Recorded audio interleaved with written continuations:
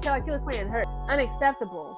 So she's hurt and embarrassed, okay? Her pride and ego is got bruised. So it's literally 4 women, like 3 or 4 New York Liberty players on her. She's still trying to check up shots, knowing it ain't gonna get her nowhere. Because again, like she was just that hurt, her pride and ego, that she felt shame knowing that she had no points.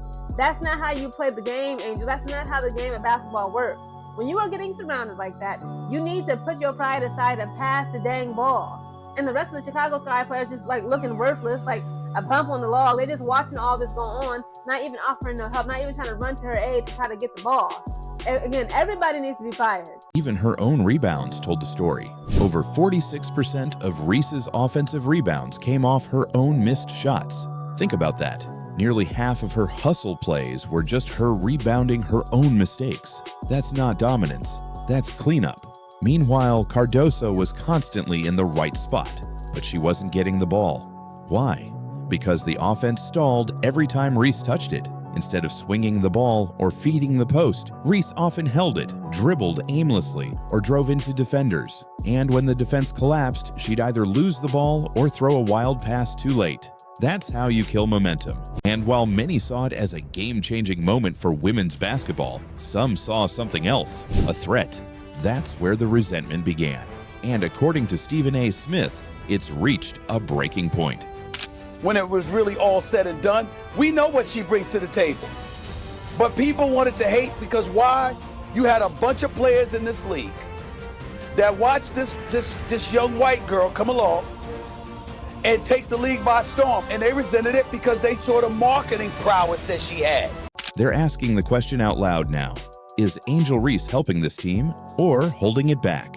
Because when one player looks like she's fighting for every inch and the other looks lost in her own world, the numbers don't mean much anymore. Kamilla Cardoso isn't just rising, she's breaking away. And the more games they lose, the more obvious it becomes. Wings and Sky, the wings like I mentioned. I mean, she was dominant. Look at it, inside close to the basket. Misses one. There's Angel. Angel actually threw the ball back to Kamilla. The viewership, right? The viewership is going to plummet. I already know. Because majority of the people that's watching Indiana Fever wants to see Caitlin Clark. And sad to say it, a lot of them only want to see Caitlin Clark. They don't really care about the entire team.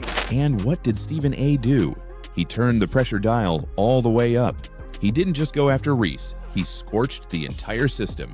He slammed Commissioner Kathy Engelbert for downplaying Clark's importance. He mocked the media for pretending the WNBA's rise was some collective team effort. The message, I'm not wasting my prime on this. That single pass away from Reese wasn't just a basketball move, it was a rejection, a breakup in real time. And with each loss piling up, it's clear the Chicago Sky aren't just struggling, they're sinking. And Cardoso doesn't want to go down with the ship. But here's the scary part. This isn't just about one team anymore.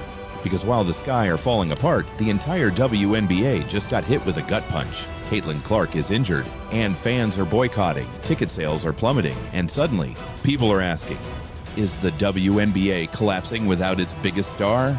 Tap the video on screen right now to see what's really happening behind the scenes.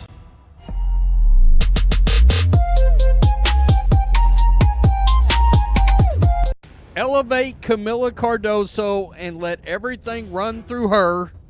Let her be the dominant force down close to the basket for the Chicago Sky. Kamilla Cardoso didn't just play basketball on May 27th. She delivered a message, and it wasn't aimed at the opposing team. It was aimed straight at Angel Reese. Cardoso, oh no. Free Kamilla Cardoso. She is fed up with the Chicago Sky experiment. Tyler Marsh, once again, salute to you.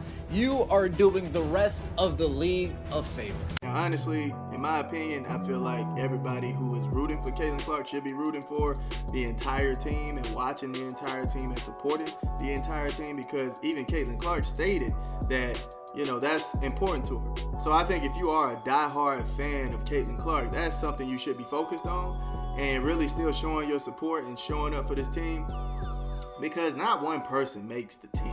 Like, let's just keep it a grand. Caitlin Clark needs a team to get to the championship. And Angel Reese, knowingly or not, just poured gasoline on that fire. See, Stephen A. wasn't just mad about the shots at Clark.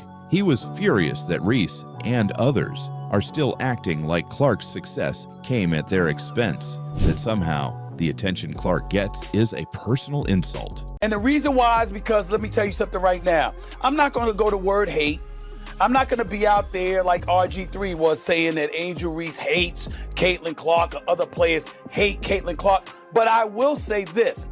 I don't think it's specific. She is special, he shouted. She turned this league into must-see TV, and instead of protecting her, y'all let her get hacked, slammed, and assaulted every night with no consequences. I don't care about her leading the league in assists. I don't care about the points that she's averaging because I already know that the young lady can ball. But this disconnect isn't just about basketball. It's about identity. Reese built a brand around being the villain, the fearless one, the queen of confidence. But now, the on-court reality is exposing the flaws in that image. And the WNBA world is watching it fall apart in real time. Because it's not just Reese's struggles that are making headlines. It's her reaction to them. After losses, she still smiles in interviews, posts cryptic Instagram captions, celebrates as if nothing's wrong. That might work when you're winning, but when your team keeps collapsing, it starts to look tone deaf. It wasn't just the half-court sets either. In transition, it was even more painful to watch. Cardoso would sprint down the court, seal her defender, and wait. But Reese, she'd still be crossing half court, fumbling the ball or forcing an impossible layup while Cardoso stood wide open under the basket. That's not just bad timing, it's wasted opportunity. The Sky's transition offense looked broken, and fans saw it clearly. Every time Reese ran the offense, things slowed down. Ball movement stopped, spacing disappeared, and possessions ended in disaster. The result? Another blown double-digit lead, another collapse. Caitlin is the show, Stephen A. declared. Either get on board or get left behind. Because if for some reason there is a precipitous drop-off, then everybody needs to stand down and recognize the fact that the speculation or the assertions and assumptions about her being the golden goose is validated. And if that happens, then you know what, you ride that wave. Rising tide lifts all boats. And if this is the magnetic traction that draws viewers to the WNBA, and her absence over the next 2 weeks due to that quad strain is providing further evidence of that, then everybody needs to accept it, stand down, and ride that wave. On defense, Cardoso remained locked in. On offense, she began working more with teammates who kept the ball moving. She wasn't sulking, she was shifting her energy away from Reese and toward anyone willing to play real basketball. That's what made it different. This wasn't a heated argument or some emotional outburst. Cardoso didn't need to yell, she just needed one pass, one look, and one decision to show exactly where she stood. And in that moment, Angel Reese wasn't just benched by the coach, she was benched by her own teammate. From tense stares to ignored plays, it was clear. Kamilla Cardoso is tired of picking up Angel Reese's slack. This point forward experiment, this Ariel Atkins trade, this has done nothing but backfire on you, backfire on the team, and backfire on the fans. Angel Reese last night against the New York Liberty, one of the worst games she's played as a professional, takes that out on the referees. Kamilla Cardoso visibly upset, and all of this falls at the feet of Tyler Marsh and those who co-sign the lack of work ethic that we see from some players over there in Chicago. Stephen A. didn't mince words. He said flat out, the WNBA had lightning in a bottle, and they acted like it was just another rain cloud. Meanwhile, Reese, the so-called rival, couldn't resist keeping her name in the headlines. From petty shots to subtle digs, she's turned every Clark success into another talking point. And Stephen A. has had enough. He even called out the double standard. When a young white girl dominates, he explained, people say she's overhyped. When other players fail to draw the same crowd, they blame the media, not the reality. Stop fighting it. Ticket prices plummeted. Entire sections went unsold. Sponsors got nervous. Fans declared boycotts. I think Stephen A. is 100% correct on this.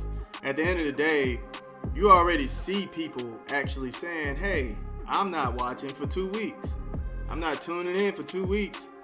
And it's really bad news for the Mystics and the Sky, because both of those teams moved those games to big arenas. So it's like, now that she's not playing, what is that attendance going to look like? This was never just about trash talk. It was never just about one tweet, one hard foul, or one post-game comment. This is about how the WNBA handles power. Caitlin Clark became the biggest name in women's basketball, and instead of celebrating her, the league tried to downplay her. Instead of protecting her, they let her become a target.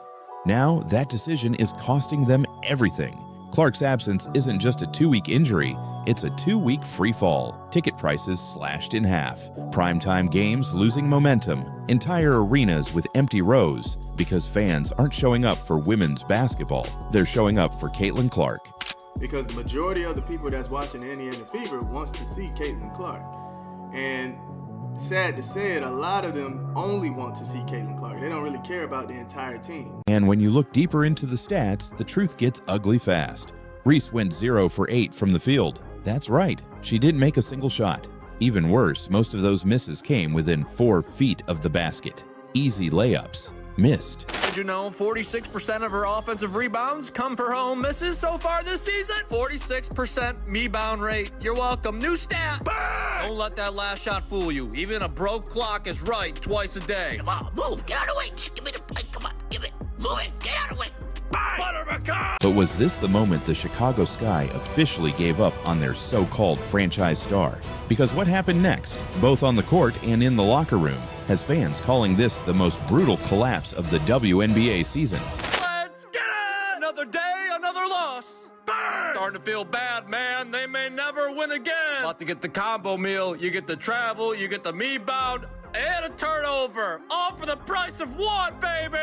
Why is she top 3 in the league in turnovers? Because it plays like that, huh? Angel Reese was supposed to be the face of the franchise. She had the style, the swagger, the viral quotes, and the cameras following her every move. But now, fans are starting to ask a much harder question. What happens when the image no longer matches the impact? Because the version of Angel Reese on social media isn't the one showing up on the court. She comes into games with flashy outfits, catchy slogans, and a highlight reel reputation. But the numbers don't lie, and neither do the results. The Chicago Sky have lost 4 straight games. And Reese isn't just underperforming, she's being outplayed by her own teammates, especially Camila Cardoso. That's the real danger. The hype that once protected Angel Reese is now working against her. Every mistake is amplified. Every bad game becomes a trending topic. And now, even her teammates are backing away. Camila Cardoso didn't need to speak. Her actions said everything. She's not just distancing herself from Angel Reese, she's exposing the gap between who Reese says she is and who she really is. Camila Cardoso didn't scream, she didn't rant, but by simply ignoring Angel Reese, she said everything fans needed to hear. Instead, they resented it because they said, yo, we were doing stuff long before Caitlin Clark got here, and y'all wasn't paying attention then. That wasn't opinion, that was fact. The numbers back it up. The Indiana Fever have the highest attendance in the league, both at home and on the road. Some teams even moved venues to accommodate Clark's crowds. Viewership for WNBA games with Clark? Over 1 million. Without her, under 400,000. So when Caitlin Clark suffered a quad strain and was ruled out for 2 weeks, panic spread like wildfire. That hesitation, that decision wasn't just about basketball, it was about trust. And in that moment, it became clear that trust was gone. Fans noticed it immediately. This wasn't some missed opportunity. It was a statement, a clear signal that Cardoso no longer believed in Angel Reese's ability to execute. In a game where every possession mattered, she made the choice to go in another direction. And that wasn't the only sign. Throughout the game, their chemistry looked completely off. Cardoso was fighting for position in the paint. She was sprinting the floor, boxing out, calling for the ball, but she was being ignored. Reese, meanwhile, looked disconnected, slow to set screens, hesitant to pass, and visibly out of sync. What should have been a dynamic front-court duo looked like 2 players on different teams. In a single moment, on live TV, Cardoso looked her own teammate in the eyes and passed the ball somewhere else. That wasn't a mistake, that was a statement. For weeks, the Chicago Sky's chemistry has been falling apart. Like, Camila Cardoso is meant to be a foundational piece of the Chicago Sky. Her and Angel Reese are meant to be foundational pieces, and I don't think they're going to work out. I don't think the two of them are going to work out together. I don't know how their game play styles match. But what happened during that Mercury game took it to a new level. Free throws in this economy? Nah, that's gonna cost you. It all came down to a single play, the kind of play that doesn't show up in the box score, but tells you everything you need to know about what's really happening inside the Chicago Sky. Camila Cardoso had the ball near the top of the arc. Angel Reese, standing just feet away, called for it. It was a routine setup, a standard pick and roll, one they should have run without thinking. But instead of initiating the play, Cardoso paused. She looked directly at Reese and passed to someone else. We saw it against the Indiana Fever. Yes, she got a hard foul. But what was the difference between Angel Reese's reaction to the hard foul and Ryan Howard's reaction to the hard foul? Ryan Howard got up, took a step, talked a little bit of jargon. That was it. Angel Reese took a hard foul, got up, took multiple steps. Teammates got in there, proceeded to step forward. More teammates got in between. She proceeded to step forward. Couldn't control herself, undoes her shirt, goes to the bench, can't calm herself down, gets up, walks back to the check-in table, and then we see the race hoax heard around the world unfold. Because while Reese was putting up numbers, Camila Cardoso was doing something else, winning respect. Cardoso was locked in. She dominated the paint, altered shots, and made smart decisions. She was setting screens, rolling hard, and playing team basketball. And the fans could feel it. The difference in energy was obvious. One player was elevating the team, the other was slowing it down. What are we doing here? We are 2 games in, and we already have 2 separate games of Angel Reese failing to control her emotions. Your dude was right. Elevate Camila Cardoso and let everything run through her. Let her be the dominant force down close to the basket for the Chicago Sky. Turn Angel Reese into a role player, and you know what will happen? You will be an improved team, and you will win games. Then came the eye roll. After yet another failed pick and roll, this time because Reese didn't set an effective screen, Cardoso turned away with a dramatic glance of frustration. Moments later, during a timeout, Reese tried to engage in the huddle, but Cardoso stepped away, ending the interaction before it could begin. Her plus-minus? A brutal minus haram. That's not leadership, that's liability. And fans are noticing. On Twitter, TikTok, and every WNBA discussion thread, clips are going viral. Missed layups, bad decisions, and awkward moments where teammates visibly pull away from her. One video shows Cardoso setting up for a perfect entry pass, only to be ignored. Another shows her frustration after yet another failed possession caused by Reese. Meanwhile, Cardoso is locked in.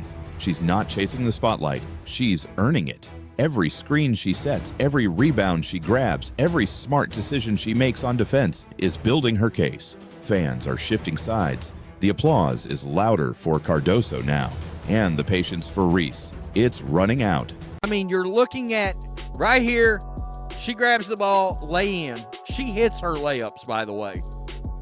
She does. She hits her layups. Cutting to the basket. Up. I toss the ball back behind me by Vandersloot.